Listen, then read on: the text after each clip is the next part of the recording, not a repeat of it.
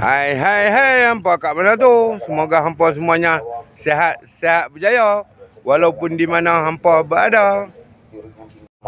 Hari ini Mak Ali berada di Pasar Pagi Sungai Korok. Sahabat-sahabat, Pasar Pagi Sungai Korok, sedikit view untuk hampa.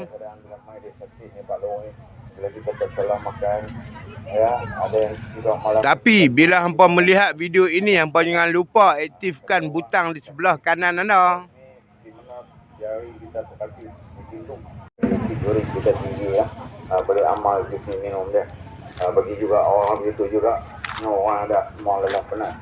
Sebenarnya juga fungsi dia untuk bakar lemak, jadi kek darah, berbuang kolesterol.